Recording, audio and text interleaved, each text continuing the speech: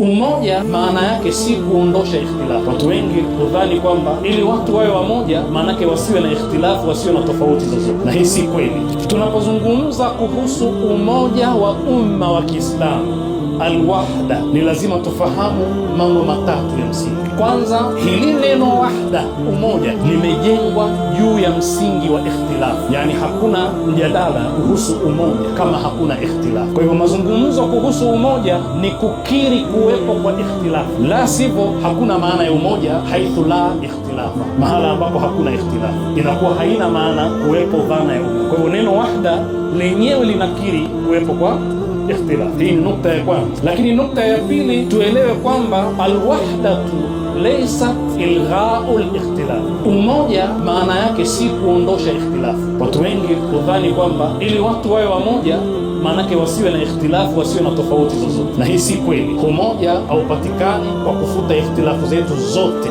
alafu ndio umoja upatikane. Na kuna Waislamu wanaoamini kwamba ili umoja upatikane lazima watu wote waamini vile wanavyoamini wao, yani pasiwepo na ikhtilafu, pale umoja utapatikana. Kwa hiyo ni nukta ya pili. Nukta ya tatu, ikhtilafu si kila mara ni kitu kibaya, bali mara nyingi ikhtilafu kwa maana ya tofauti ni jambo zuri, ni jambo muhimu, kwamba Qur'ani imetumia msamiati mwingi kama vile al-ikhtilafu, at-tafriqa, at-tanazu, al-i'tisamu, at-takhasum na mingine. Kuna sifa nzuri katika haya maneno na kuna sifa ambazo si nzuri katika baadhi yake. Kwa mfano, at-tafriqa ni kitu kinachokatazwa, lakini ikhtilafu hasa ikiwa ni kwa maana ya tofauti za mambo mbalimbali. Kwa mfano, tofauti za maoni katika maisha ya mwanadamu ni jambo limebarikiwa, jambo muhimu, ni jambo linalofanya jamii kuwe.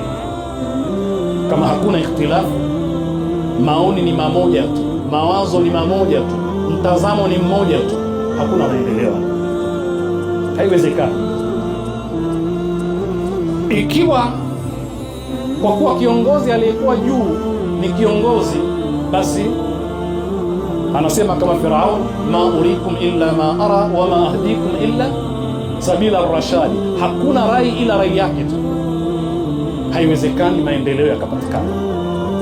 Na ndio maana dhana ya shura, ushauri katika Uislamu, Qur'ani inasema washawiruhum fil amri wa amruhum shura bainahum. Ukishakubali kushauriana utakuwa umekubali kutofautiana, kwa sababu kukubali kushauriana ni kupokea maoni tofauti, rai tofauti, mitazamo tofauti.